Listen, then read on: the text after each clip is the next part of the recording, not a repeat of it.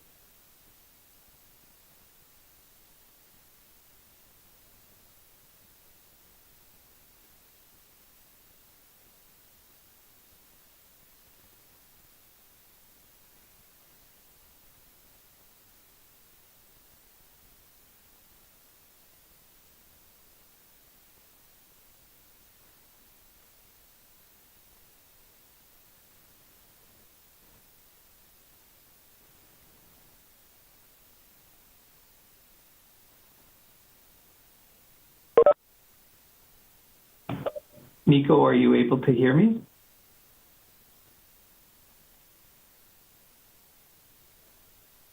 You're loud and clear. Thank you. Thank you.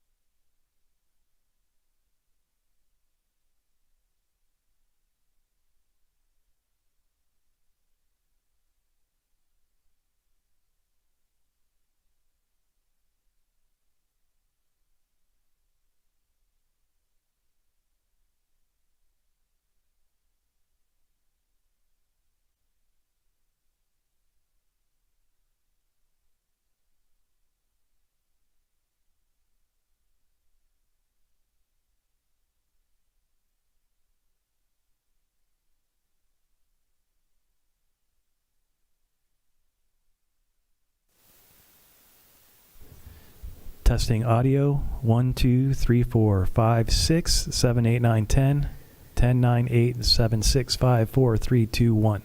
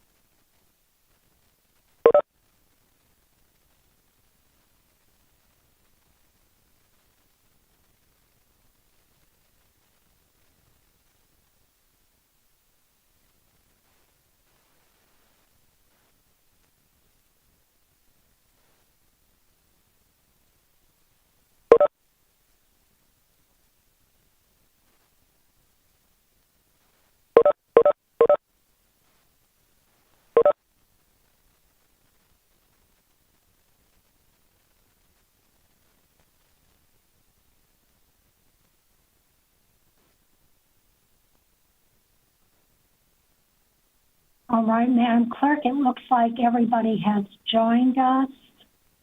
Is that correct? Madam Chair, that is correct.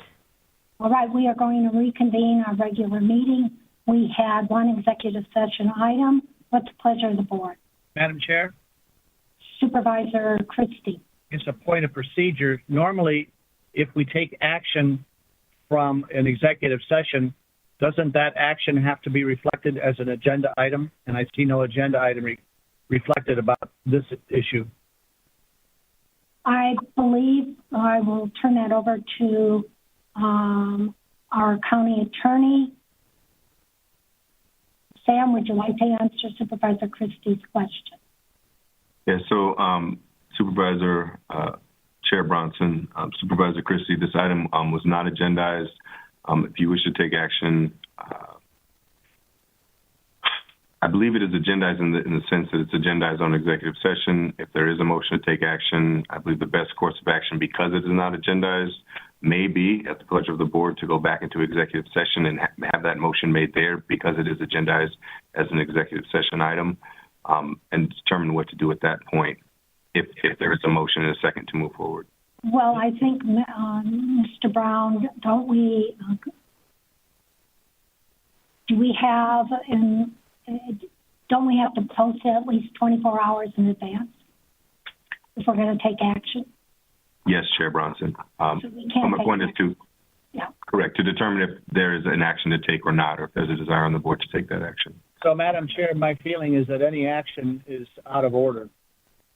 I concur. So this essentially was information only. If we wish to take action, it needs to be agendized at our next meeting in 2 weeks. Okay. With that, we are now up to the approval. We're at the consent calendar. What's the pleasure of the board on the consent calendar? Does anybody wish to divide the question on the consent calendar? Okay, I'm in a state of shock. Nobody wants to divide the question. If nobody wishes to divide the question, go ahead. Don't collaborate, Madam Chair. We're in a collaborative mood today. I'm going to move consent in its entirety then. A second. Motion and a second. Any discussion? Any objection? Hearing none, motion carries. We now move on to unfinished business. Item 7, Sustainable Action Plan for County Operations. I believe we have a presentation. Is that correct, Madam Clerk? Madam Chair, that is correct. Linda, are you available online? And Nico, can you share that presentation?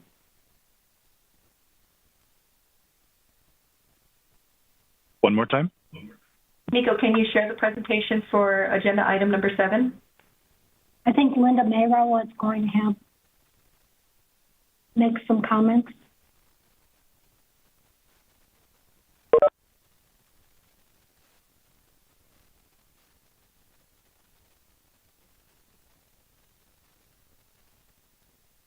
Ms. Mayrow, are you available online?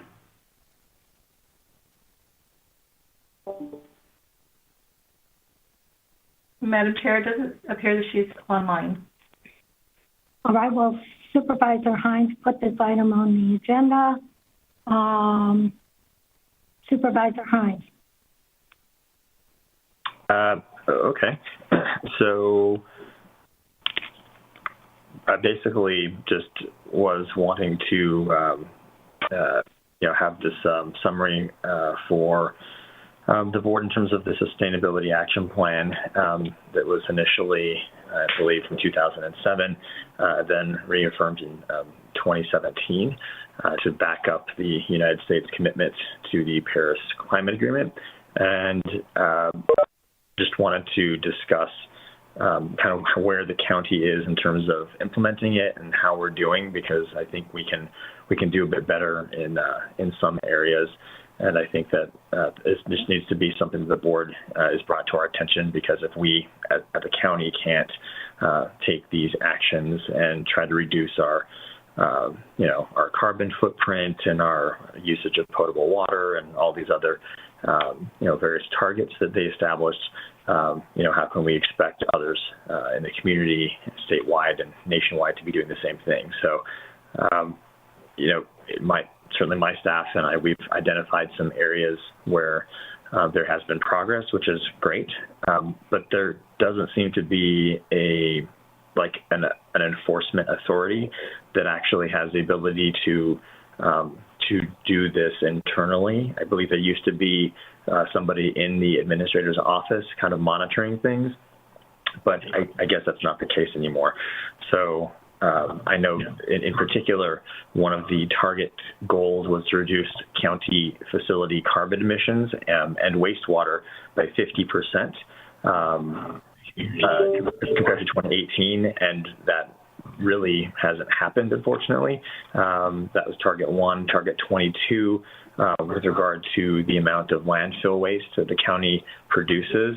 Actually, unfortunately, the last year compared to the year before that, our landfill waste doubled. So that's very much not the correct direction. And then the fifth target, we've seen a pretty substantial increase in the usage of potable water, 50% increase, in fact, with water usage for our facilities coming in at 144 gallons per square foot.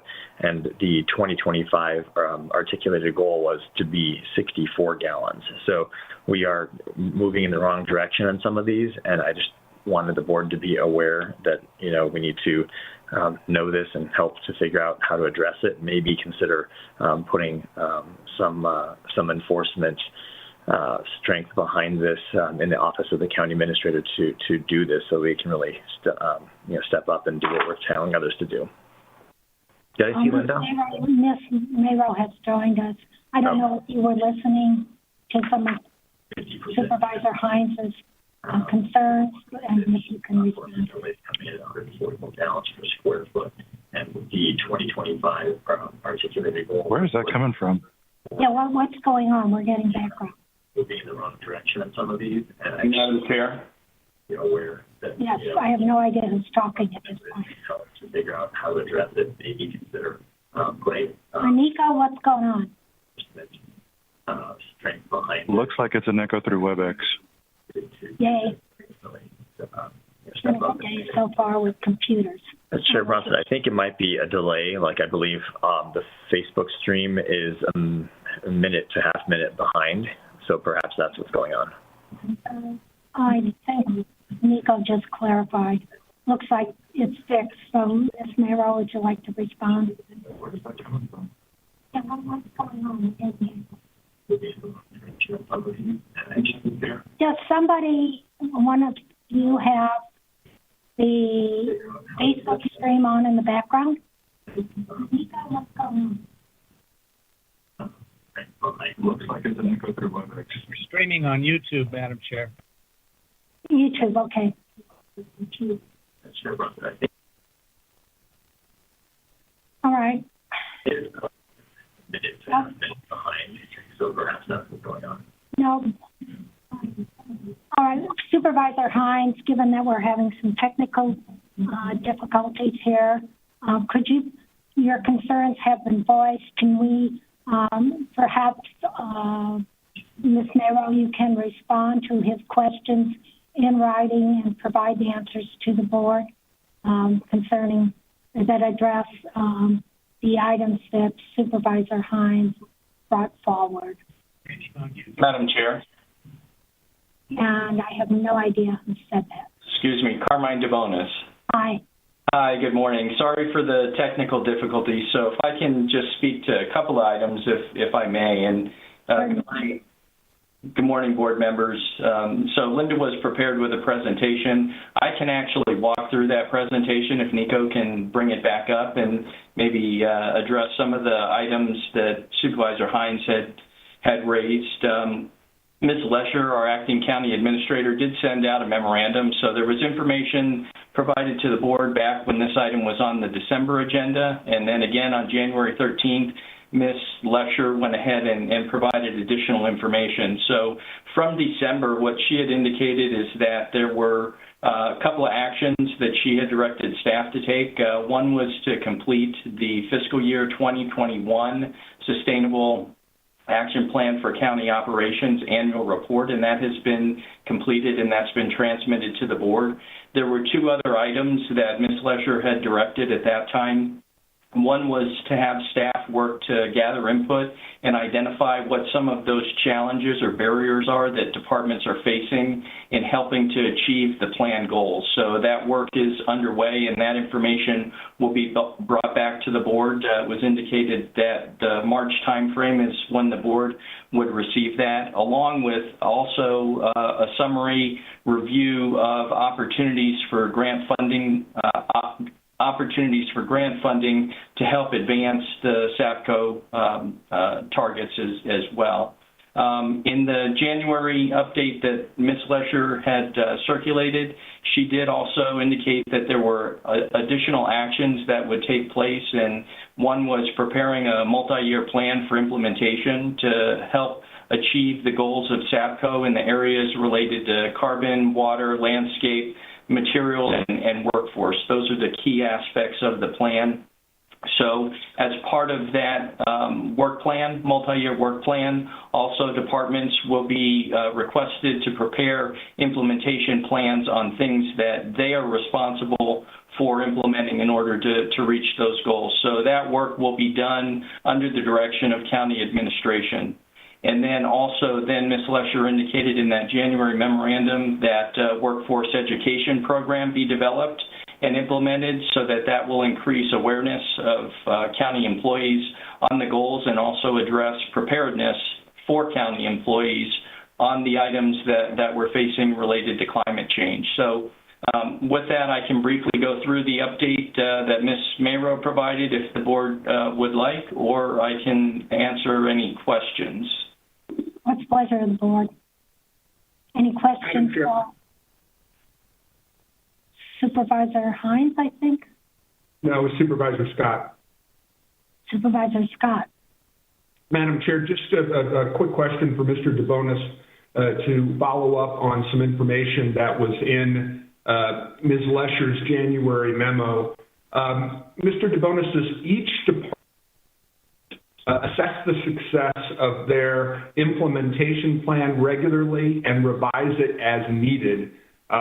How are they held accountable by county administration for the breadth and seriousness of their reflections and any necessary revisions? In other words, with regard to the implementation plans in each department, how are we holding ourselves and our colleagues accountable for the necessary refocusing of efforts that Ms. Lesher noted in her memo? Thank you for the question, Supervisor Scott, members of the board. So the implementation plans are updated on an annual basis as part of the budget process, and that's in the time frame leading up to budget submittal dates in January of the year. In the fall, the departments are looking at those items related to SAPCO as they may have budget implications, and then putting those items together to carry them through the following fiscal year. On an annual basis, the annual report is produced showing progress. That shows areas where we are attaining our goals or making progress towards attaining our goals, as well as identifies those areas where we need to refocus or re-energize our efforts in order to achieve those. So those are interactions that happen with the departments annually as well as throughout the year in terms of the efforts that they're advancing to try and achieve those goals.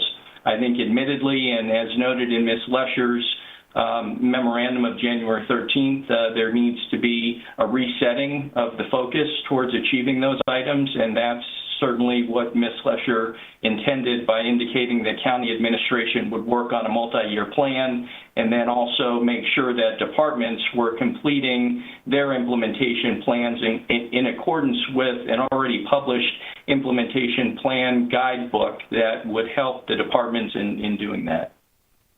So just to follow up, if I could, is there or is there going to be some universal set of standards that each department is expected to follow with regard to reflecting on their implementation plans and making any necessary revisions? Because it sounds like, and please correct me if I'm wrong, but it sounds like each department could make their own reflections and revisions based on what they thought was appropriate, but there wasn't any kind of universal set of standards that county administration wanted each department to follow with regard to those reflections and revisions.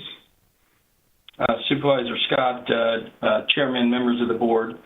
So the implementation plan guide does set out a structure for departments to do those plans on an annual basis. And the Office of Sustainability and Conservation is available as a facilitator and a catalyst to help departments as they're preparing those plans. As items are being considered for inclusion in those plans, those would routinely then be discussed by the department with county administration if they were encountering any difficulties in advancing those. And the strategies that would be included in those plans understandably would vary from department to department. So the method for reducing energy consumption and carbon emissions in the building footprint would be different than that at our wastewater treatment facility. So it does require a specific and specialized look by the department to identify what those items are.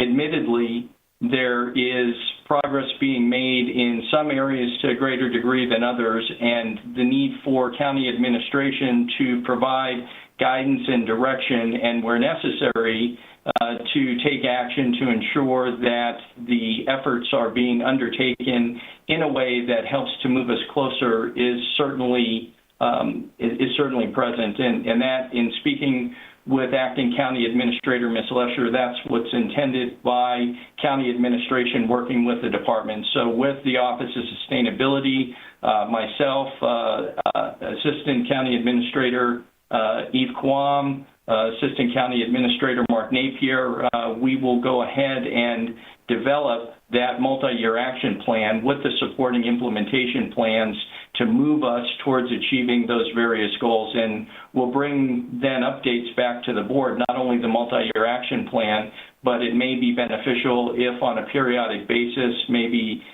semi-annually, the board get updates on efforts that are underway as it relates to the multi-year strategic plan and the department implementation plans. Continuing to follow up, I certainly understand that each department is going to have department-specific criteria that it has to consider, but it sounded like if they want to, they can consult with the Office of Sustainability to help as a catalyst for furthering their plans, but they don't have to. Would there be value in requiring each department to consult with the Office of Sustainability so that there was some universality in terms of the standards that they're using in reflecting on and revising their plans? Chairman Bronson, Supervisor Scott, members of the board, that may be beneficial in terms of setting some base parameters for how departments interact in developing their implementation plans.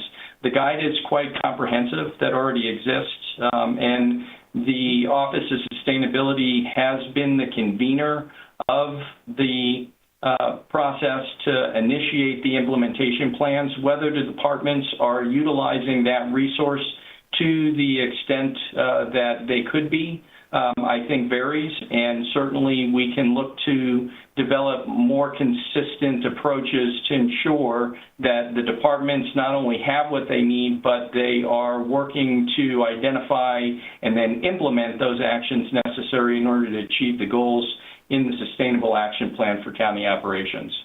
And this is my last comment, but just to go back to that term that Ms. Lesher used in her January memo, you're looking at a refocusing of efforts. And it seems to me if there's a refocusing of efforts, that kind of central clearinghouse role being mandatory for the Office of Sustainability is something worth worth looking into, given that we've fallen short of some of the goals that we've set for ourselves. But I appreciate the chance to ask these questions, Madam Chair, and thank you, Mr. DeBonis. Chair Bronson. Supervisor Hines.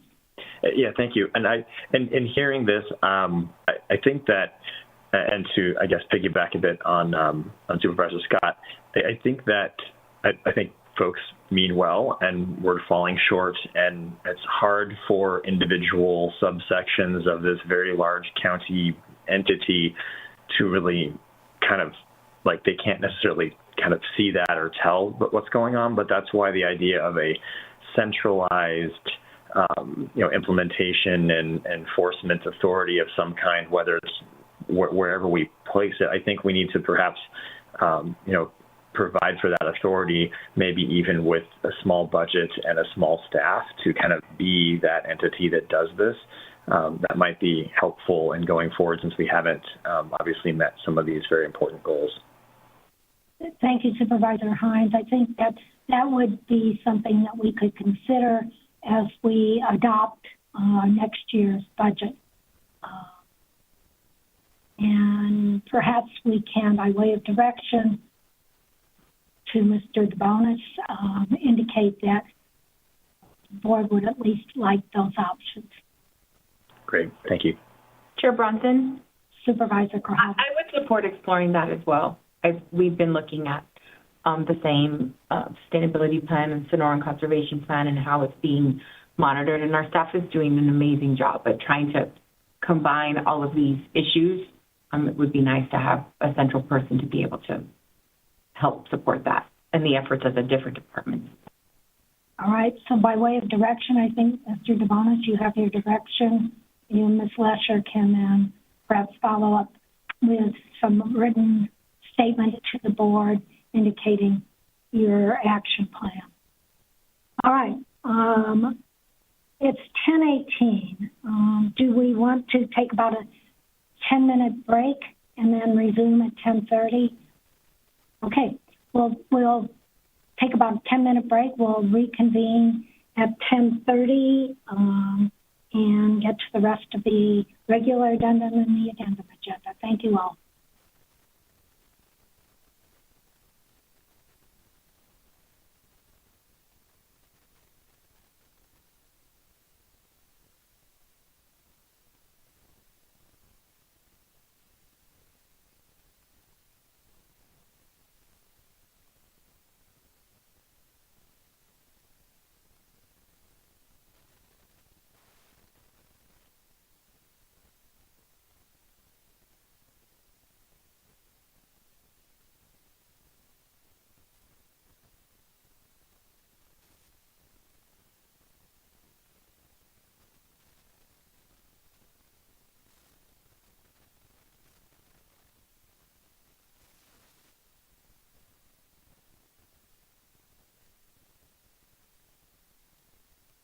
I have one person that has called into the meeting. I don't have a way of verifying your identity. Caller number 5, can you tell me who you are? Craig Courtney. Perfect. All right. Thank you. I'll keep you muted until it's time. That would be great. Thank you. I think I'm on item number 17. Yep. All right. Cool. Thank you.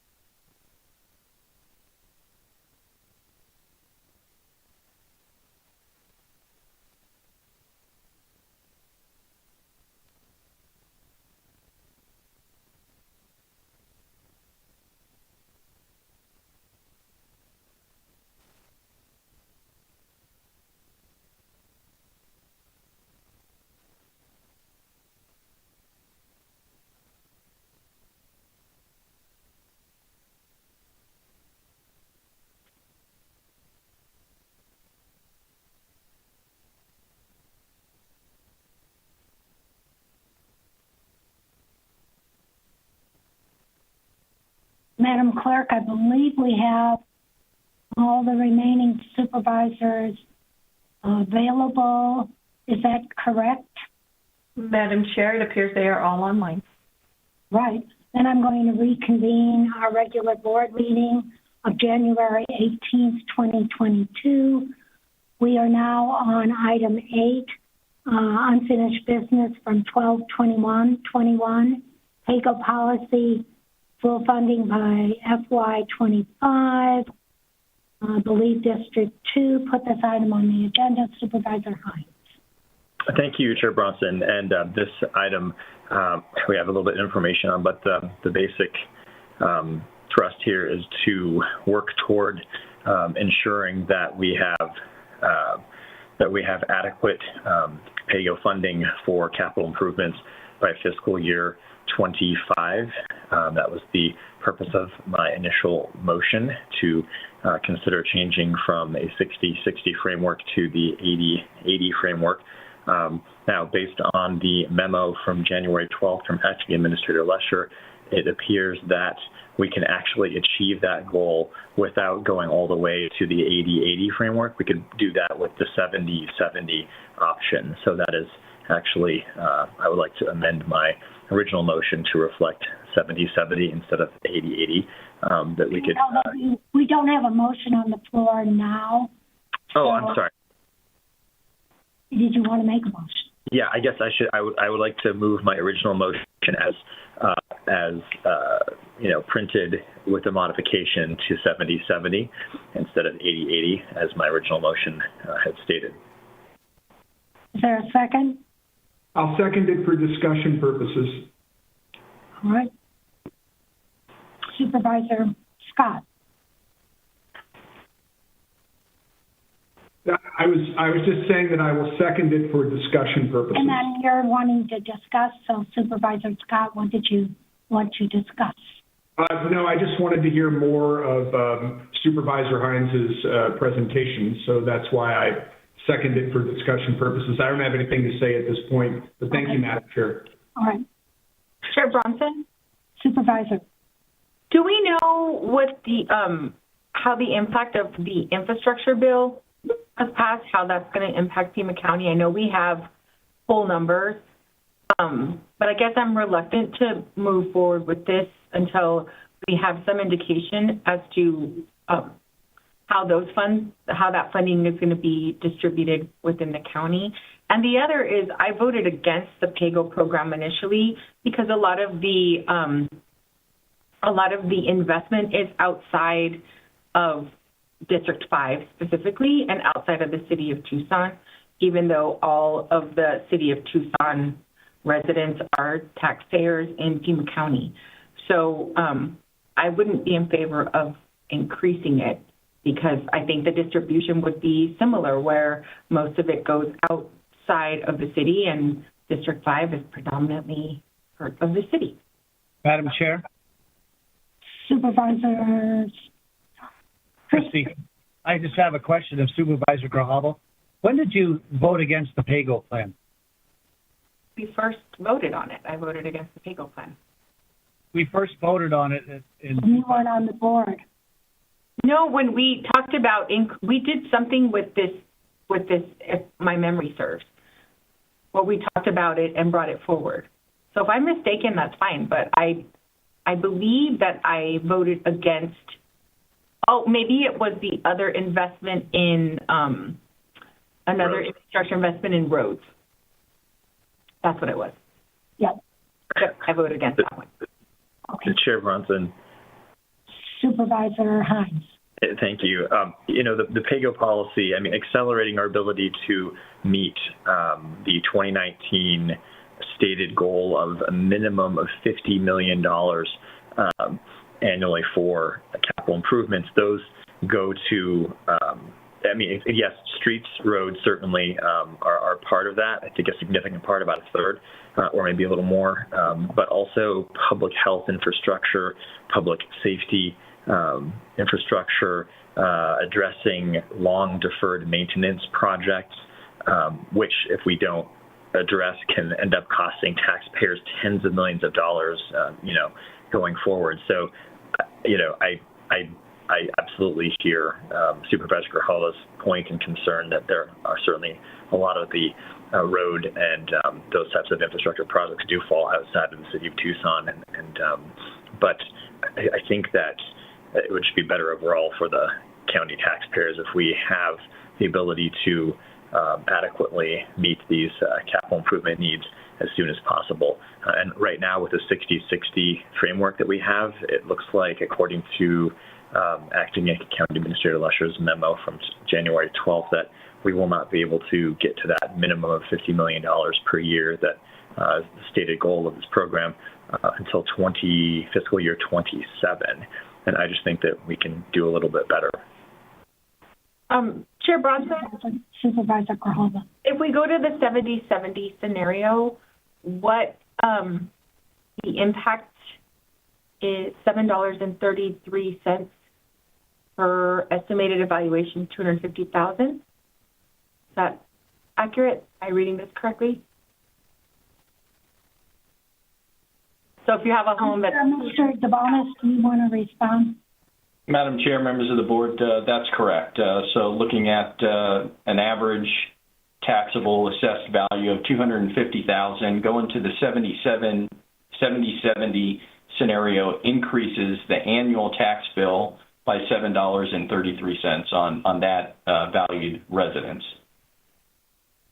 And just to follow up, the budget that the Board of Supervisors fiscal year 21 adopted CIP budget has transportation $52,000. Do we have any specifics as to what that is in the budget? So, Madam Chair, if I may, so I had a few slides prepared. If it is helpful to the board for me to walk through that, it'll give some context to the overall capital program and how PAYGO fits into that. And PAYGO is but one funding source, so we need to keep that in mind as we're talking about the overall program. But I'm happy to walk through those slides very briefly. It'll give some context to the program and the various departments and their amounts that are currently in the fiscal year 22 budget, capital program budget. I would appreciate that.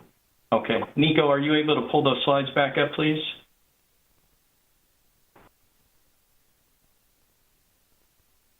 Okay. Nico, if you can advance, please. So this slide shows a snapshot of the overall capital program for fiscal year 22. So it's at $195 million. On the far right of the screen, it shows the breakdown by departments in that program. So the overall budget level has been fairly consistent. If you look at the 4-year average, it's $194 million, and we're currently at $195 million. Nico, can you advance, please? This gives you a breakdown, the same information shown in the bar graph, but a little bit deeper detail, so you can see that $195 million and how that goes out to each of the various departments. So if you look at the ones that make up the largest percentage of that $195 million, it's transportation, wastewater, facilities management, and then there's a pretty significant drop off from there, but the Regional Flood Control District also is, just under 10%. So this does not include the road repair and preservation program. So those dollars are contained within the Department of Transportation budget. So Supervisor Grajala, when you asked about that $52 million, that's a variety of roadway improvement projects. And we can provide a specific detail of that, but any of the programs, budget projects that are RTA related or were 1997 bond program related or signalized intersection safety enhancements and improvements, those are the types of projects that would be in that $52 million. Nico, if you could advance, please. This gives you a snapshot just looking at how the departments are encumbering or expending their budgets as of December 1st of 2022. So the budget is $195 million. When you look at the funds that are currently either expended or encumbered, so it means it's for work under contract to be performed this fiscal year, 70% of that capital program budget has already been expended or encumbered for this current fiscal year. Nico?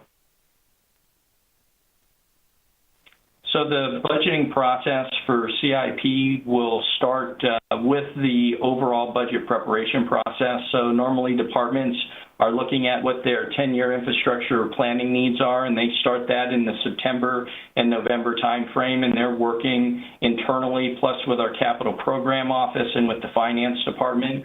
They're looking at putting together the needs, right, on unfunded projects and funded projects for a 10-year period.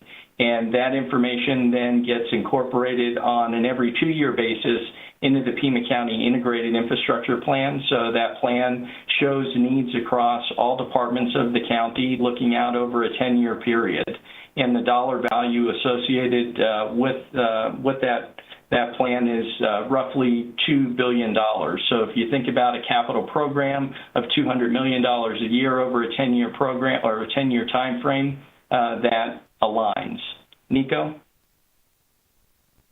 This just shows picking up from the start of the budget process that the departments do in that September to November time frame. There is ongoing interaction by the departments with the capital project office, with facilities management, and with finance.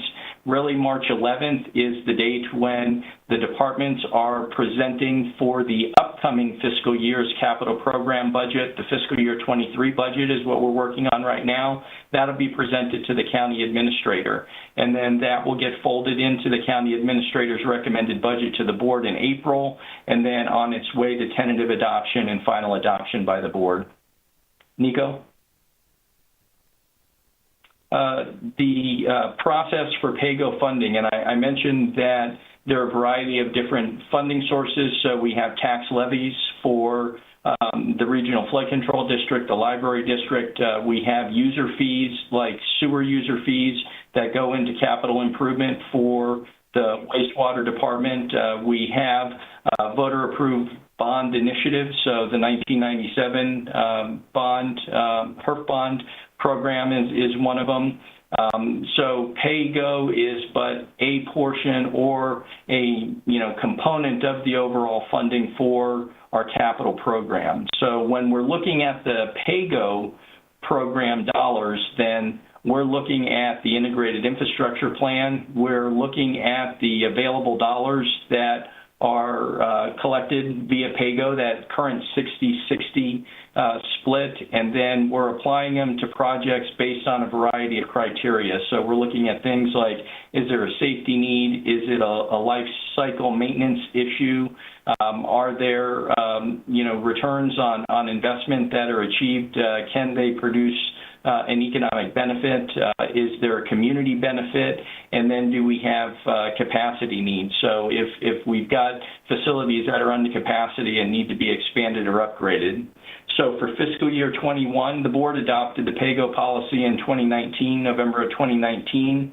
In 2021, for that budget, then the projects were mostly paused due to the uncertainty associated with COVID, so there was only a small portion of PAYGO funds. For the current fiscal year, 22, there was $15.2 million to apply to projects. That's after any of the advancing of monies for the road repair program. And Supervisor Grijalva, that's what you were mentioning that you voted against, was that additional advancing of funds for pavement repair and preservation.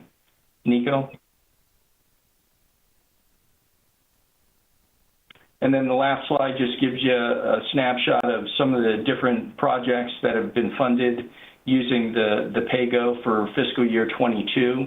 So you'll see that some dollars land in fiscal year 23, and that's because we try to go ahead and completely fund those projects. You'll see one, for example, the Canoa Ranch campground development, you'll see first received PAYGO dollars in fiscal year 21, and then additional PAYGO dollars were allocated for that in fiscal year 22. So that's a snapshot of those projects that received PAYGO funding, and that concludes the presentation, and happy to answer any specific questions. Madam Chair. Supervisor Scott. Yes, thank you. Mr. DeBonis, it's mentioned in Ms. Lesher's January memo on this topic that the intent is to limit PAYGO funding to $50 million per year. Could you address some of the reasons why there is that limitation? Madam Chair, Supervisor Scott, members of the board, yes. So if you go back to the time frame with adoption of the PAYGO policy and the subsequent budgets, the county administrator in his recommended budgets to the board indicated that $50 million cap, and that was to then limit the impact of the taxes on residents of Pima County primarily. Thank you. And so when we're talking about accelerating the program, we're not necessarily talking about being able to fund more projects. We're talking about the budget year in which we will reach that $50 million figure, correct? Madam Chair, Supervisor Scott, the project count will not increase significantly at the rate of change that's being proposed. So the dollars will be small, although I don't want to disregard any increase in the ability to squeeze in a few more projects. I don't think it will be a significant impact in terms of the numbers that you would see. The primary outcome of changing the scenario would be the time frame at which you get to the $50 million. Okay. Thank you very much. Chair Bronson? Supervisor Grijalva. Do we know how any of these new federal funds can be used to supplement or supplant some of these line items? So, for example, we know that the transportation budget is totally funded, and that in the CIP budget, there's $52 million that's allocated there. Some of the funding that's coming from the federal government with the infrastructure plan might be able to be designated to some of those other projects, which I would think would free up the budget. And so I'm just wondering if we've had any time or if we have any idea what that amount might be, because my thought would be just like when, you get a grant for something else, if you have a budget set up for something and there's an amount of money that can be used for a certain line item, well, then that would free up that line item to be, to be able to support another project or another line item. Madam Chair, Supervisor Grijalva, members of the board, we are looking at those opportunities. It's quite dense in terms of its content, the Infrastructure and Jobs Act. We're working hand in glove with the Grants Management and Information Department here at Pima County. Our Capital Program Office is working with the departments. As we were updating the 10-year infrastructure plan, we have now added a column into our spreadsheets to help us categorize the projects for the additional for the available funding categories in that act.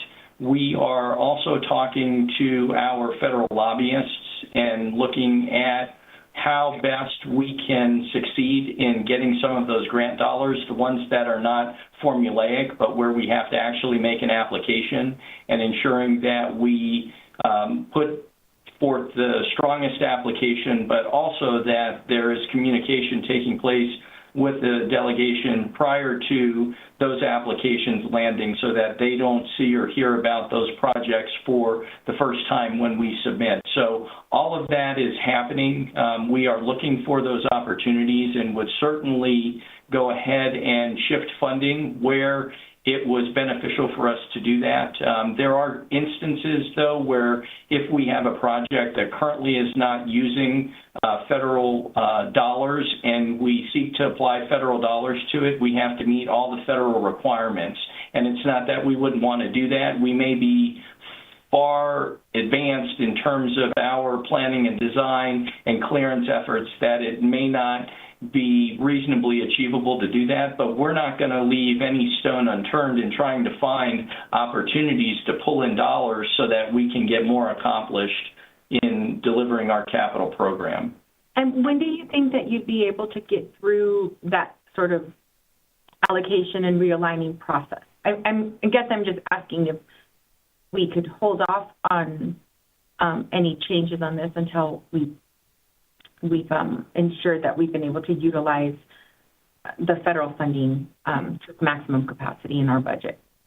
Yeah, Madam Chair, Supervisor Grijalva, board members, when I flashed quickly, albeit that schedule of milestones in putting together our capital program, I think at the time that we prepare, departments are prepared to submit their project asks for fiscal year 23 to the county administrator, and that would be in the early March timeframe, that we could come back to the board with an update on where things are. Madam Chair? Supervisor Christie. Thank you, Madam Chair.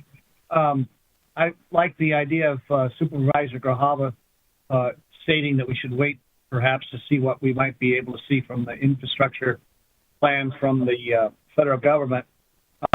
My concern is that there might be some sort of an attempt here being made to insert non-infrastructure items or items that are outside of the spirit of PAYGO, for instance, in the inclusion of terms such as public health and public safety.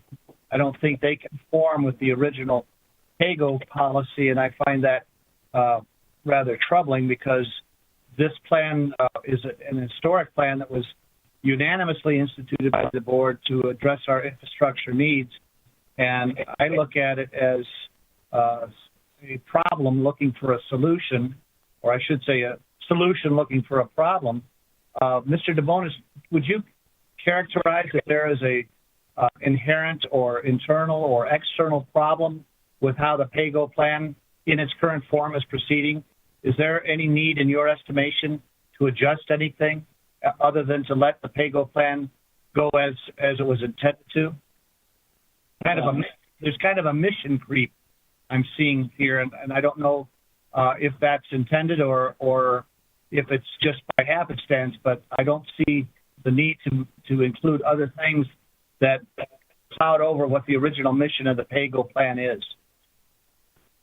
Madam Chair, Supervisor Christie, so staff's role in all of this is implementing the plan as put in place via the PAYGO policy adopted by the Board of Supervisors. So we're taking those funds as they're generated annually, and we're evaluating projects, and we are prioritizing them for receipt of PAYGO funding. The original policy, as was stated, really was heavily focused on road repair, as well as then as road repair was being completed and that allocation phased out, other types of county capital improvement projects that would historically have received voter initiative bond financing to deliver. So in the past, we've delivered a wide variety of projects and still work with all of the departments that would include, our community housing folks and, other reaches of the county to go ahead and identify projects. So these funds could be utilized for projects going forward and meeting some of the needs in which was reflected in the language on the agenda item by Supervisor Hines. It was very clearly, though, as it was established, prioritized to meet the needs of road repair prior to then some of those other items. So at the current dollar amount, that's the approach that's being implemented by staff, and in terms of is it not working, it's working, but for if the board would choose to want to accelerate the pace at which those projects that are receiving PAYGO are being delivered. Sure. Supervisor Hines, and then we're going to have to, let's wrap this up quickly. We need to move on. Okay, thank you. I just think it's important to frame this based on the integrated infrastructure plan. We have $2.9 billion over the next decade of identified need that does include departments. I mean, there are physical buildings involved with public health, by the way. Only $600 million of that, according to what I'm reviewing here, has been funded. So I do think, and to Supervisor Scott, the goal of $50 million is a minimum, and that's per Mr. Huckleberry's own memos. That was not a maximum. That was the at least we need to get to $50 million, pay goal or more to do what we need to in terms of these capital improvements. And I think the discussion that we just had about SAPCO is an excellent point.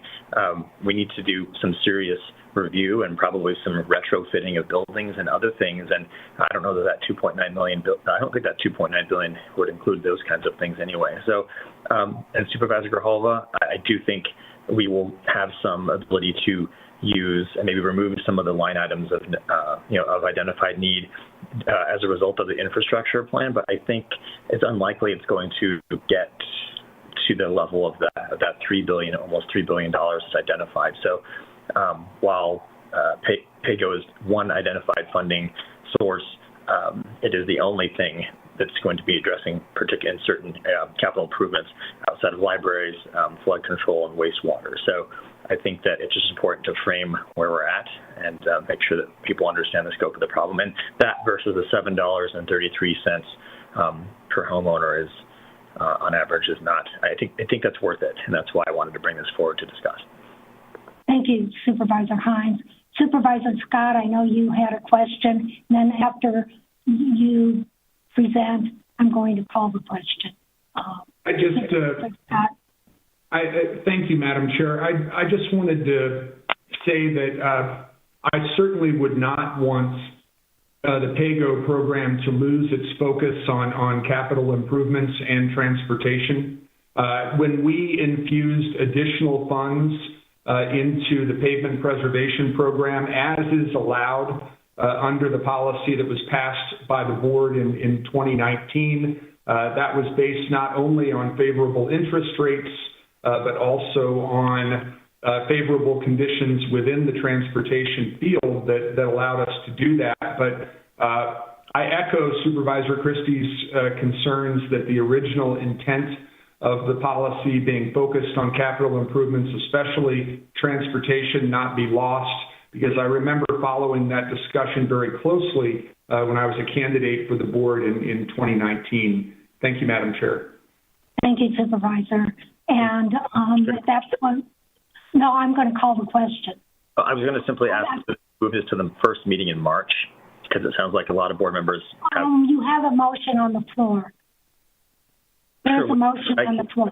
Which I will withdraw if we can move this to the first meeting in March for continued discussion.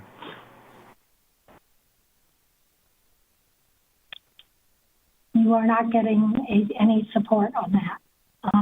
So I'm going to call the question. I'm happy to move it to March, if that's what you're... I just thought he was withdrawing his motion. So then there wouldn't be a second.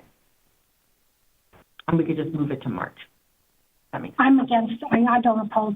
We need to get moving. This is continuing and continuing and continuing isn't going to change outcomes. So I'm opposed to moving it to March. And let's. You didn't make that, Supervisor Hines, as a motion. No, I just simply asked to withdraw my motion. That's all. Okay. Supervisor Scott, you seconded it. Are you willing to let him withdraw? Yes. So the motion is withdrawn at this point, so we won't vote. And then Supervisor Hines wants it continued. I think that was not in the form of a motion, so it will not be continued. So the motion, there is no motion. The item has been withdrawn. So let's now move on to item 9, land acknowledgement statement. Supervisor Grijalva. And speaking of continuing, the first iteration of the land acknowledgement, there were some suggestions made by the Tohono O'odham Cultural Committee, and so we have updated it, and it's currently with the chair. They don't meet again until the 24th of January, and so if it's okay, I'll just bring it back on in February. I just want to make sure that we have, both tribes that are in our district. Yeah. Yep, and they're both in District 3. Yeah, I know. So I think it'll be good. I feel like we're really close to resolution. So. Yeah, and I had understood from the chairman's office rather, that there hadn't been a decision yet. So you would like them to continue this till when? I would say the first meeting in February, but as soon as I have a statement from both representatives from both tribes. So we're hoping it will be by the first meeting in February. That is my hope. Okay. If there are no objections to continuing this, it will be continued. All right. That moves us to item 10, Community and Workforce Development, Workforce Investment Board, Local Workforce Development Board Recertification. I'll move the item. Second. Motion and a second. Any discussion? Any objection? Hearing none, motion carries. Moving on to Development Services, items 11 and 12. These are final plats with assurances. Supervisor Christie. I'll move the item. You move items 11 and 12? Please. I'll second. Motion and a second to approve items 11 and 12. Any objections? Hearing none, motion carries. We now move on to hearings. Items 13 and 14 are franchise license permits. Item 13 is a liquor license hearing, and item 14 is a liquor license hearing. These are hearings. Is there anyone in the audience that wishes to address us in opposition to these items? If not, I'm going to move to close the hearings and approve items 13 and 14. Second. Motion and a second. Any objections? Hearing none, motion carries. Moving on to item 15, it's a hearing rezoning P21 RZ 00016, Markland Investments LLC et al. Lachoya Boulevard rezoning. This is in District 1. Staff and the Commission are recommending approval, subject to standard and special conditions. Supervisor Scott. Madam Chair, unless anybody is here to address us, I move that we close the public hearing and affirm the recommendations of both the Planning and Zoning Commission and staff to approve the rezoning subject to the stated special and standard conditions. Madam Chair. Thank you for closing the hearing, and I'll second. Madam Chair and Supervisor Scott, I have Paul Olin, the applicant, on, and he would like to present some slides. I think he said he did not necessarily have to if there were no objections, but I'll defer to Supervisor Scott. If Mr. Olin wants to make his presentation, certainly happy to entertain that. No, sir. Just here to answer questions. Thanks very much. Thank you. Okay, there's a motion and a second to approve, and we've closed the hearing. Thank you for closing the hearing, Supervisor Scott. Trying to remember to do that. If there are no objections, motion carries.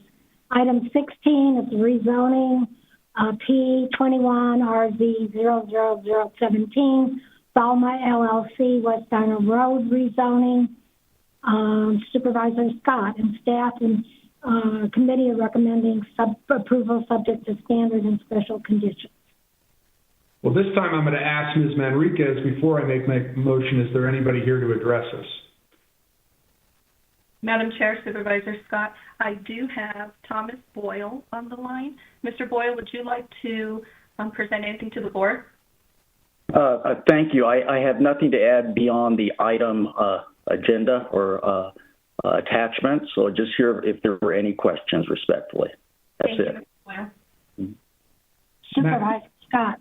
Madam Chair, if none of my colleagues have any questions, I move to close the public hearing and affirm the recommendations of both the Planning and Zoning Commission and staff to approve the rezoning subject to the stated special and standard conditions. Second. Motion and a second. Any discussion, any objections? Hearing none, motion carries unanimously. Moving on to item 17, this is a hearing rezoning closure. Staff is recommending closure, and it's CO90720 Sarita Corners, LP, in Equivest Properties, LP, Cove Road rezoning. Supervisor Christie. Thank you, Madam Chairman. Is there anyone who wishes to address this rezoning closure hearing? Madam Chair, Supervisor Christie, I did have Mr. Craig Courtney on the line. Mr. Courtney, are you still available? I only am available if they need any questions answered. Thank you, Mr. Courtney. Thank you, Ms. Manriquez. Madam Chair, I'd like to move to close the rezoning closure hearing, and to move that the board accept the staff recommendations of closure regarding the item that you iterated at the beginning of the motion. Thank you. I'll second your motion. Any discussion? Any objection? Hearing on motion carries, and staff is recommending closure. Just for the record. All right, let's move on to item 18, conditional use permit hearing, P21CU 00006, Wrwrd, East Sarita Road. The staff and hearing administrator are recommending approval. Supervisors Christie. Thank you, Madam Chair. Is there anyone who wishes to address this item? Madam Chair, Supervisor Christie, and Jim, the applicant on the line, and Jim Porter, the hearing administrator, on the line, if you have questions. Do my colleagues have any questions? I have none. No. Hearing no questions for this item, Madam Chair, I'd like to move that the hearing be closed and the conditional use permit be granted approval in accordance with staff recommendations. It's a plat note modification, isn't it? Oh, no, you're right. It's a conditional use. Never mind. I'm one step ahead. All right, I will second your motion for approval of the conditional use permit. Any discussion, any objections? Hearing none, motion carries. We now move on to hearing plat note modification, CO 12-93-11, Sabino Estates at Sabino Springs, Lot 24. Supervisor Scott. Thank you, Madam Chair. Unless we have somebody here to address us, I move we close the public hearing and affirm staff's recommendation to approve the proposed plat note modification. I'll second. Is there any discussion, any objections? Hearing none, motion carries. Moving on to, actually, I'm going to move on, Supervisor, okay. Items 20, 21, and 22. One is a hearing, a rezoning ordinance, and ordinance number 2022-1. Item 21 is a hearing and rezoning ordinance 2022-2, and item 22 is a hearing rezoning resolution 2022-1. Is there anyone in the audience or online that wishes to address us in opposition to these items 20, 21, and 22? If not, I'm going to move to close the hearings on items 20, 21, 22, and do I have a second? And to approve the ordinances and the resolution. I'll second. Motion and a second. Any discussion, any objections? Hearing none, motion carries. We now move on to item 23 in regional wastewater reclamation. Proposed revisions to Wrwrd Engineering Design Standards 2022 and Rwrd Standard Specifications and Details for Construction 2022. Staff is recommending approval and adoption of the proposed revisions. What's the pleasure of the board? Chair Bronson. Supervisor, okay, yeah, go ahead. Yeah, thank you. I was hoping to be able to review this a little more with my staff and county staff, and I was hoping that my colleagues on the board would be willing to move this to, say, the second meeting in February for a vote, if that's not going to disrupt anything according to our staff. Let's see, Mr. DeBonis, your response, is there going to be a problem if we wait till the end of February? Is Mr. DeBonis with us? My apologies, Madam Chair. I was on mute. I was speaking, but no one could hear me. I often feel that way. Madam Chair, Supervisor Hines, there would not be an impact if it were delayed. Thank you. Okay. So your motion then, Supervisor Hines? Is to delay discussion and action on item 23 into the second meeting in February. So to continue until the second meeting in February? To continue, yes. Thank you. Sarah, second? I'll second it. Motion and a second. Any discussion, any objections? Hearing none, motion carries. So if we continue to our second meeting in February, that brings us to the end of the regular agenda. We now move on to the addendum agenda, and we're on item 3 now. I placed this item on the agenda. I don't know about, this is the COVID testing, related to COVID testing.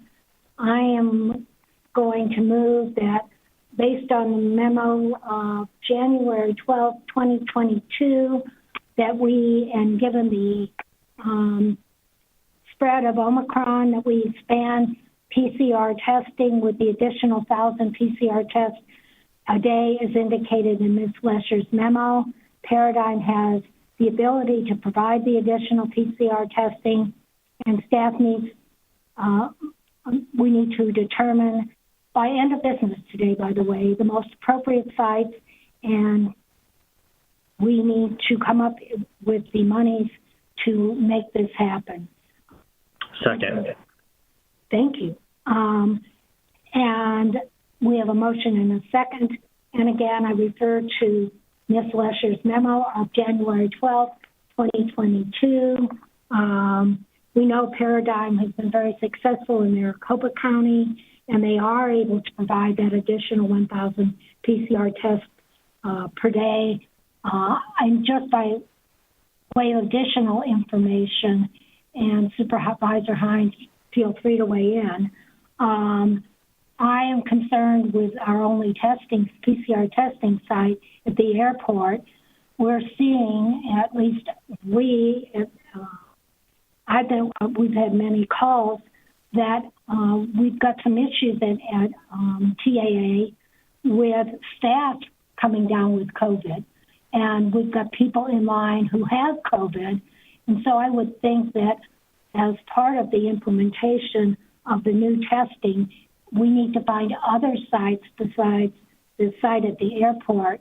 And we need testing at the airport, but that, in my personal, and again, Supervisor Hines weigh in, I think that the testing at the airport should relate to those who are at the airport needing testing, meaning they're coming into a flight or they're maybe on staff, but certainly not, we need to find other sites for those here in Pima County that don't have business at the airport. So I would hope that our staff would weigh in on that. Supervisor Hines. Yeah, sure, Bronson, thank you for the motion. I think this is a good idea. We should expand this as much as possible, especially at this time. I'm hearing not only that the various testing sites that we do have are overwhelmed with sometimes dozens, if not hundreds of people coming in per day. I'm hearing from emergency department providers throughout the county who have asked me to help to put out the message that ERs are not testing sites. Obviously, hospitals, we can test there, but people, because they can't find a testing site, or they don't know to go to Pima.gov to look for one, or for whatever reason, they are people that are going to ERs and just to get COVID testing, and that is incredibly disruptive for the healthcare system because we're obviously there to take care of folks that are very seriously ill. So anything that the county can do to expand testing, especially PCR testing, which is better, I believe, we need to do that. Well, and what I'm hearing from our constituents is, are they going to, whether it's Walgreens or some other site, and it's not PCR testing, but they're there for 2 hours.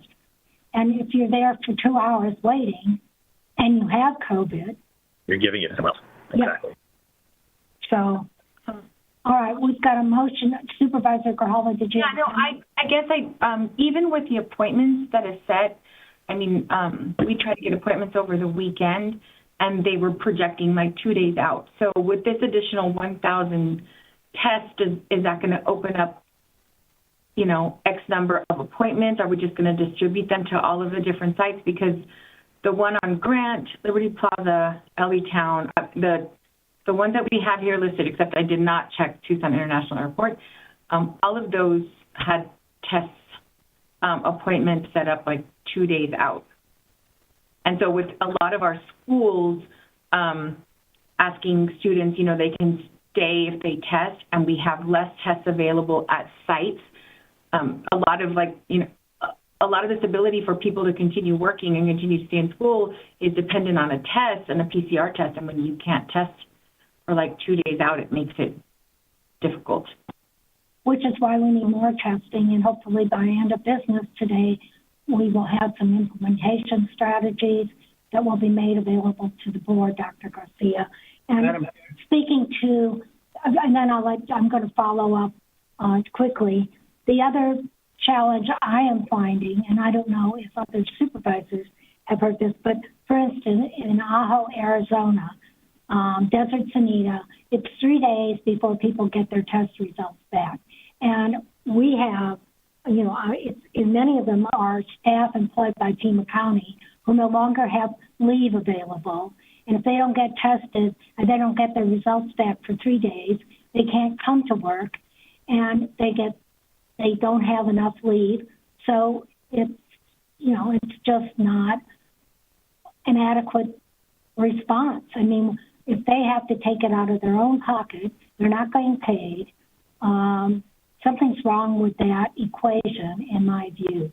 So I would like to get a response. Again, I don't want it right now, but from Dr. Garcia by end of business today to find out what's going on there.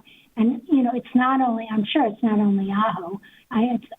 It's individuals here in Tucson, whether incorporated or unincorporated.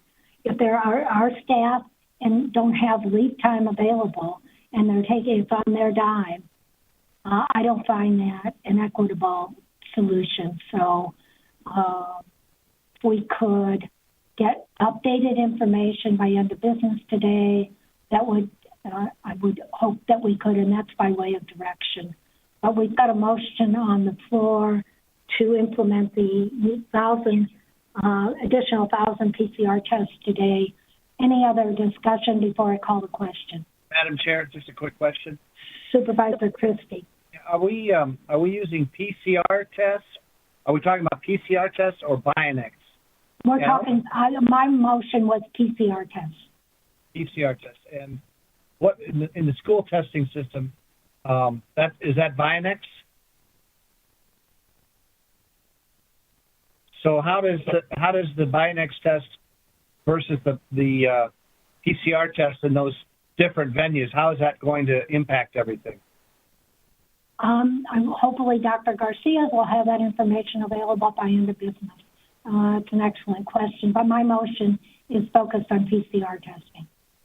Is that the same kind of will of the board that it's PCR testing, which takes 3 days, correct? No, it takes 12 hours. Sometimes less. Pardon me. Thank you, Madam Chair. Better backed up, though. Okay, we have a motion on the floor. Let's do a roll call. Supervisor Christie? Yes. Supervisor Grijalva? Yes. Supervisor Hines? Yes. Supervisor Scott? Yes. Chair Bronson? Yes, by unanimous vote, motion carried. Moving on to item 4 and resolution 2022-2, minimum requirements for Becton, Dixon and Company facility. Supervisor Grijalva. You're muted, Supervisor Grijalva. Okay, thank you. Thank you, Chair Bronson. I brought this item forward. I know that Supervisor Hines, as well as yourself, have we've all had different items or have different discussions on the agenda regarding this. And so this is a resolution, and I won't read the entire resolution, but I'll go ahead and read a brief paragraph on the reason that I brought this forward. Becton Dickinson and Company has applied for an air quality permit to establish an ethylene oxide sterilization facility in our community. Ethylene oxide is used to sterilize medical equipment, but is also highly flammable, toxic, and carcinogen. There are sterilization alternatives in most, if not all, cases, but companies have invested considerable resources into lobbying the EPA and the federal government on behalf of the more profitable ethylene oxide use. This facility is a public health risk and a Superfund site waiting to happen near an area that has already dealt with the devastating health effects of PFAS and TCE pollution. One of Becton Dickinson's own facilities in Georgia created a cancer cluster within a 5-mile radius of the plant, according to the Arizona Daily Star. More than 150 lawsuits were filed against the company. PDEQ says they cannot factor the company's history into the permit approval process. So we want to make sure that the permit has stringent conditions to keep the company accountable. We initially used stronger language in this resolution to require these permit conditions, but instead of just recommending them, but this change was made at the suggestion of the county attorney's office. We also want companies coming into our community to know that they cannot simply come here and pollute and leave. As elected officials in Pima County, it is our job to protect our constituents and leave our air and water cleaner than we found it for future generations. All right, is there a second to that? Second. There's a motion and a second. And again, I think, yes, the county attorney, we have limited authority, our DEQ department. Unfortunately, the city of Tucson is the one permitting the land use, and that's our best hope to perhaps ensure that I don't think this is a company, based on what they're doing, that we have enough assurances that we can protect the public from the air quality issues that come with their production of their product. So we have a motion and a second. Any discussion, any further discussion? Madam Chair, Supervisor Scott. can I ask Mr. DeBonis, just not only for my benefit, but also for the benefit of the public that may be listening, what is the scope of the county's authority in this matter, and what would be the effect of this resolution given the scope of that authority? Madam Chair, Supervisor Scott, members of the Board of Supervisors, so these are federal regulations under the Clean Air Act that are being imposed on the facility, so our review is focused on those aspects. The items that are listed in the resolution are largely consistent with comments received by the EPA to our Department of Environmental Quality. So I think that as proposed to apply these requirements to the extent permitted by law, that the resolution is entirely consistent with the process and, you know, the permit parameters. And then just as a follow-up question, if I could, what authority in terms of preventing this project from going forward would any other government entity have, including the city of Tucson? Madam Chair, Supervisor Scott, members of the board, I'm not in a position to give legal guidance to the board in terms of other jurisdictions' ability to regulate, approve, or deny the facility. From my own experience in our Development Services Department here in Pima County, if the land is zoned to allow for such a use, then they may be limited in their ability to deny it.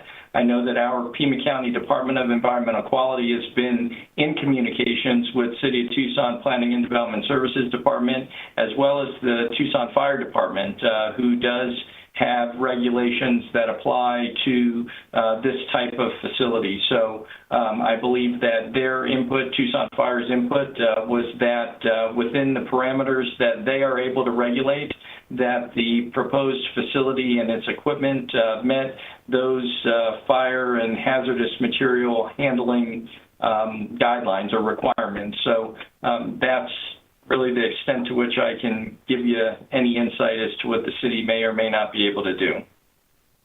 Thank you, Mr. DeBonis. Was there somebody else who wanted to ask? Madam Chair, Supervisor Christie here. Supervisor Christie. Yes, this is all within the city of Tucson, and I think our jurisdiction does not apply to any of these issues that are being brought up in this resolution. Secondly, if we try to do any kind of resolution that has any teeth or enforcement in it, I think we're opening ourselves up to lawsuits, and I think that's a irresponsible way to proceed on this. And I'd also like to point out that this board funds Sun Corridor $650,000 a year. And Sun Corridor is the organization that brought this firm to Pima County. So I find it rather conflicting that on one side, we're funding Sun Corridor to do their job. They do their job, and now we're saying that they're doing their job wrong and making a resolution against it. So I will be voting no against this resolution. Thank you. Thank you, Supervisor Christie. Any other comments? Chair Bronson. Supervisor Grijalva. Actually, Supervisor Christie brought up the point that I was going to make, which is I think that should this resolution pass, we send that to Sun Corridor to let them know that we want them to support and bring businesses to our community, but ones that are not going to pollute and then leave our community. In addition to that, we did make all of the recommended changes that the county attorney recommended in order to ensure that these are all recommendations. They're not anything that, as has been already stated, not anything that opens us up to libel. And then I would say, should this pass, I also think we should send that over to the city of Tucson with all of the appropriate signatures so they're aware that we're doing what we can to voice our concern about this facility. Madam Chair. Supervisor Scott, I think. Thank you. A question for Mr. DeBonis. My understanding from when discussion of this project first began is that county administration did express concerns to Sun Corridor about the location of this facility. Can you confirm that? I can confirm that. Thank you. Thank you, Madam Chair. In addition, I think Davis Monta expressed concern. Yeah. And they're one of our largest employers. So and so did Tucson TIA, probably Tucson Airport Authority, TAA. But yeah, there were, and Raytheon. So, there were concerns expressed by our major employers about this particular company. So, yes. Any other discussion on this item? Chair Bronson. Supervisor Hines. Yeah, thank you. It is my understanding, and this is in part, I guess piggybacking off of Supervisor Scott's question, I think the legislature would be the governing body that would probably need to make a regulation with regard to the limitations or storage or prohibiting storage of this ethylene oxide in the county. That is my understanding. Mr. Brown, you can confirm that. But I would love to simply prohibit the use or storage of this much ethylene oxide in Pima County, but I think that probably would as Supervisor Christie indicated, put us into court, though I'm willing to go to court, frankly, if it delays things. So I think we should consider that. But yeah, I support the motion. All right. Any other discussion? I'll call the question, then roll call. Supervisor Christie? No. Supervisor Grijalva? Yes. Supervisor Hines? Yes. Supervisor Scott? Yes. Chair Bronson? Yes, by a vote of 4-1, motion carries. Moving on to item 6, health, partners in health. I'll move the item. Madam Chair, did we consider item 5? Revisions, oh no, but I've got us on item 6. Let's get to item 6, I'll get back to item 5, sorry. Thank you. I'll second. Motion and a second for item 6, any discussion, any objections? Could I get an explanation of what this is all about, where it's going, what it's going to be entailing? Is there someone who can give a synopsis on this? Basically, for public record, I think it's important that this be discussed publicly. I have some issues with it, and I'd like to have the appropriate personnel discuss what this all entails. Well, it's money from, Staff, please. yeah, which Mr. DeBonis, Dr. Is he there? Dr. Garcia? Certainly. With regards to the Partners in Health item, Yes.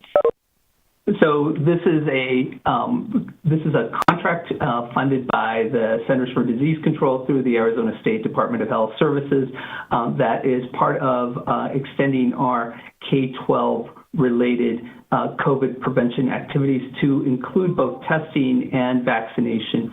So this contractor is an established contractor with us that will, over the next 3 years, be providing these services, which include helping us with some of the data gathering and analysis, as well as some of the new strategic initiatives in this space.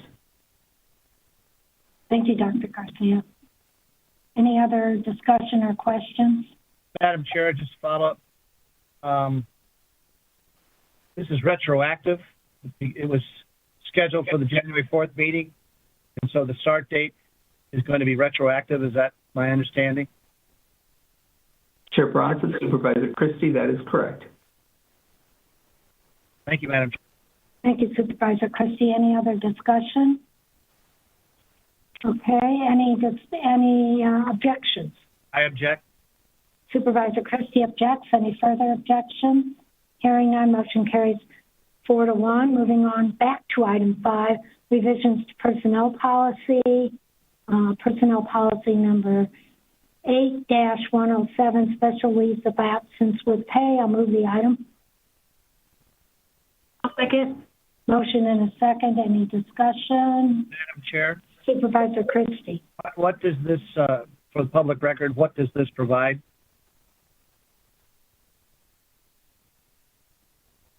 Mr. DeBonis? Or Yep. who would like to answer that question? Madam Chair, Francisco, you're on mute. Madam Chair, Supervisor Christie, essentially is a modification expanding the allowance of parental leave from 6 paid weeks to 12 continuous paid work weeks. At 100% of salary, correct? That's correct. And how much is this expansion going to cost the taxpayers? Madam Chair, the original expansion was approximately $250,000, if memory serves me. What will this cost the taxpayers? Madam Chair, I'm going to rely on Dr. Garcia so he can give those numbers. Sure. Madam Chair, Supervisor Christie, the estimated cost for this expansion is approximately $900,000 annually. That is based on the historical use of this kind of leave, and so at this point it is a projection. Is that on top of the $250,000? That is all included. So inclusively, it's just under $1 million for this benefit. Chair Bronson, Supervisor Christie, I misspoke. This is just for the expansion. So this would be in addition to the original costs that were contemplated by the board at the time that they made their previous approval. So between what we did with the previous approval and this one, we're well over $1 million, up to $1.25 million all the way around.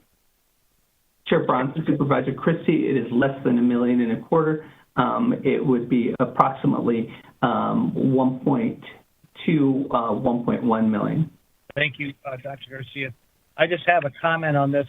I voted against this expansion the first time around before this particular expansion was presented, and I'm going to vote against this because I do find it very troubling that this board will make some sort of a benefit to our county employees of this magnitude at this cost, yet find it in the same breath okay to terminate experienced Pima County employees merely because they're not vaccinated during a holiday. So I don't see why we can make such a strict and rather draconian requirement of our employees in one breath and then turn around maybe to assuage guilt, I don't know, that we'll make up for what we did and provide this benefit at the cost of taxpayers in the neighborhood of $1.1 million to expand this program. It doesn't seem consistent. And I also want to make a notation that those employees that were terminated because of the mandates, they also have children as well. And they won't have these benefits that we're putting into effect today or are about to vote upon. And I find that disingenuous by this board and certainly inconsistent with the policies. Thank you, Madam Chair. Thank you, Supervisor Christie. Any other comments? Chair Bronson? Supervisor Grijalva. I do appreciate moving to the 12 weeks. I do think that this board is going to need to look at all of the benefits packages. This is something that the U of A has already implemented, and so we're looking at staff shortages all over Pima County. And in order for us to be competitive, I think it's important for us to look at what it is that other companies are offering and what can we offer different and better in order to draw employees to Pima County. So I'm appreciative of this and I'm happy to vote for it. Chair Bronson. Supervisor Hines. Thank you. I would like to echo Supervisor Grijalva. I do support this. We have to be an employer of choice. It is a competitive job market more now than it has been for quite a while, and this is essential for us to offer these kinds of benefits to retain talented staff and recruit additional talent to the county and hopefully keep them with the county if they want to stay with us. I did have a question though specific to the policy. Are new adopting parents also eligible for the now 12-week, if this passes, the 12-week benefit? I just want to make sure that is possible. Dr. Garcia. Chair Bronson, Supervisor Hines, will get you the details. I believe that indeed they are, because that is part of the policy of the county for the previous benefit, and I will confirm that indeed they do for the extended benefit. Chair Bronson, Supervisor Grijalva. it's still on the first page of the memo that it's parental leave within 12 weeks after the birth or adoption of a child. Oh, great. So Thank you. right, yeah. I was going to say the same thing. You got beat me to the punch. All right. Any further questions? And I'm going to call the question. All those opposed? Aye. One opposed. Any other opposed? All those in favor? Aye. Four. It sounds like four in favor, one opposed. Supervisor Christie opposing. Motion carries 4-1. Moving on to procurement award, master agreement, MATO 2020 or 22-84, World Dining LLC. I'm going to move the item. I'll second. Motion and a second. Any discussion? Madam Chair, Supervisor Christie. just looking at the background of this, the program goals and predicted outcomes is to provide emergency food to individuals experiencing and at risk of experiencing homelessness, including asylum seekers sheltered at Casas Alitas Welcoming Center and at overflow hotels for Red Roof Inn in South Tucson. It's to provide food, shelter, and supportive services that keeps legally present homeless individuals off the streets and mitigates the spread of COVID in Pima County. This is a master agreement for food services to provide food services for asylum seekers, for homeless individuals and families, and for COVID-infected individuals, all under one roof. Could someone from the staff explain exactly where this grant source is coming from? And how does this affect asylum seekers? And how should it be connected with asylum seekers when we're talking about homelessness and COVID infections? Well, the funding source is ARPA and CLFRR funds. And, Mr. DeBonis or Dr. Garcia, who wants to respond to Supervisor Christie?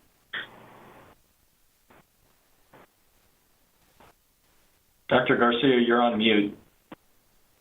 All right, Chair Bronson, Supervisor Christie, this master agreement is for the provision of food, support, and services for individuals that are being sheltered by the county in one of our locations. What we have sought to do is to come up with the most cost-effective way of being able to serve a broad range of people who are being served through our different programs, be it Casa Alitas, be it our community and workforce development, homelessness, and emergency sheltering program. So this brings it under a single umbrella, a single contractor, and achieves some not insignificant savings. As the chair appropriately pointed out, the federal funding sources are identified in terms of the main funders for this for these services. It also says on the funding sources, local fiscal recover funds. What are those? I am not aware of what the local fiscal recovery funds are. I will have to get that back to you and to the rest of the board. I'm curious because I don't know what asylum seekers have to do with local fiscal recover funds. So I would also appreciate from staff a compilation to date of the use, facilitation of individuals, families that cover all these categories that this grant is said to be covering. How many people and how much money has this project cost in terms of food services, health care, rent for the Red Roof Inn and the other City of Tucson facility, and the Casas Alitas costs as well. I think it's important to know what is being spent on accommodating all of these categories, because this one alone is $1.4 million. So if I could direct staff to please provide me with that, I'd appreciate it. And thank you, Madam Chair. Chair Bronson. Thank you, Supervisor Christie. See who was Supervisor Hines. Thank you. I think to clarify, it looks like that is just a category subsection within ARPA. So it's like ARPA local fiscal recovery funds, which are one-time, of course, federal funds that this board has already approved the use of in this this specific area. So I think it's not a separate new funding source or something, somehow from our general fund. It looks like it's just a subcategory within ARPA in terms of where these funds are coming from. And it makes a lot of sense to do this because we have to feed those folks that we are sheltering in this way, obviously. And I think this is a good way to do it in a way that actually saves the county taxpayers significantly. So I support this. Thank you, Supervisor. Madam Chair, I'd still like confirmation from staff on the local funding issue. Thank you. Thank you, Supervisor Christie. All right. I'm going to call the question. Anybody opposed? Opposed? Supervisor Christie is opposed. Any other opposition? Hearing none, motion carries 4-1 in favor. And we now move on to item 8. It's Master Agreement MAPO 22-86. I'll move the item. Second. Motion and a second. Discussion. Madam Chair? Supervisor Christie. I have just one specific question. For this amount of this grant, roughly $455,000, how many tests are we getting for them? And to back that up further, in addition to how many tests are we receiving from this grant, why is this a 4-year renewal? Are we anticipating 4 years of COVID and all of it, or why are we getting 4 years of renewal on this? So if I can find out how many tests we're getting and the explanation why it's going to be renewed every year for 4 years. Sure, Bronson. Supervisor Christie, this isn't a grant.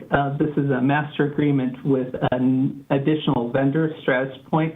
As you know, one of the challenges for the health department and for the county in general has been the ability to acquire rapid testing capacity. Most people who want rapid tests want results really fast, and that's what these kinds of tests that can generate results in 15 minutes are designed to do. Our cost per test is approximately $10 under this contract. Thank you, Dr. Garcia. Any further discussion or questions? Supervisor Christie. I didn't hear how many tests we are getting. So doing the math, that would be 45,500 tests approximately. A little bit more actually, but because they're favoring slightly more favorable than the $10 price point. And 4 1-year renewal options, the purpose of that? Sure, Bronson. Supervisor Christie, we will be dealing with a pandemic for a while. And this isn't going away. And so this is one of a variety of vendors that we need in order to have the capacity to give people rapid testing that they can do at their homes. The kind of testing that is broadly available, which is typically resulted in 24 to 48 hours, doesn't help get children back in school and doesn't help people get back into the workplace. Thank you, Dr. Garcia. Any further questions? I'll call the question. Any objections? Hearing none, motion carries unanimously. Moving on to item 9, Acceptance Justice Services. This is a grant application acceptance for John D. and Catherine T. MacArthur Foundation to provide for the Safety and Justice Challenge Focused Racial Equity Cohort, $238,849 for a 2-year term. I will move the item. I'll second. Motion and a second. Any discussion? Any objections? Hearing none, motion carries. I object. You object. One objection from Supervisor Christie. Then let's move on to item 10, application from Natural Resources Parks and Rec, Resolution 2022-3 to approve an application to the Arizona Game and Fish for Clay Target Center shooting range, matching funds of $29,150. General fund match. I'll move the item. I'll second. Chair Motion and a second. Supervisor Grijalva. Can I get a little bit of a review as to what this is for? I want to make sure I understand. Mr. DeBonis, Sure. Madam Chair, Supervisor Grijalva, board members, this is a grant that will enable us to establish 2 locations at the clay shooting facility for host campsites.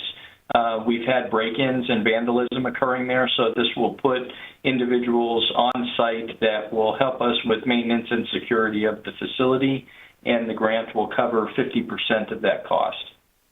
So, I mean, we have vandalism going on in our parks. I mean, why specifically are we hosting 2 campers or camper pads at this location? Is it because it's remote? So, Madam facilities around the area.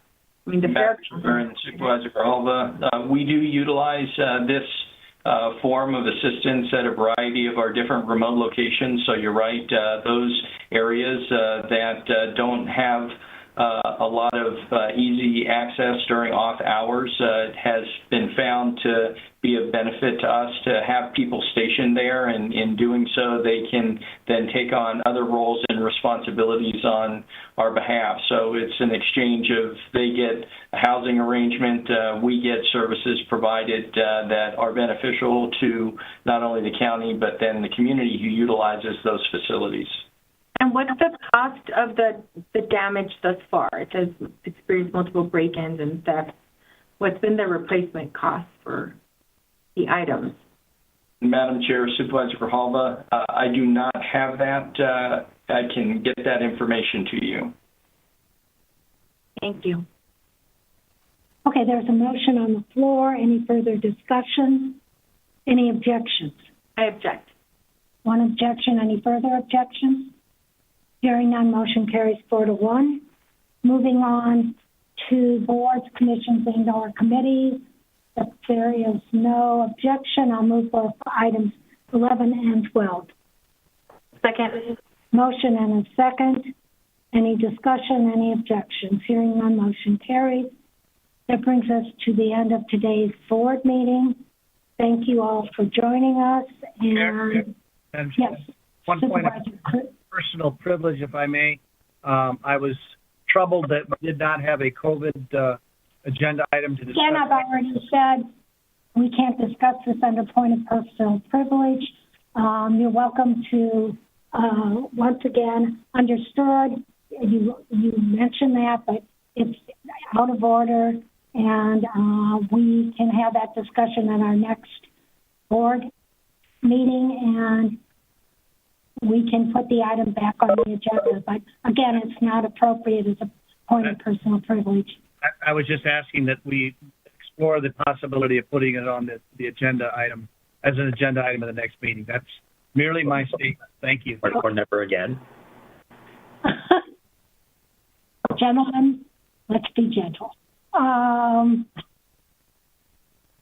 right. If there are no further comments, once again, thank you all for joining us.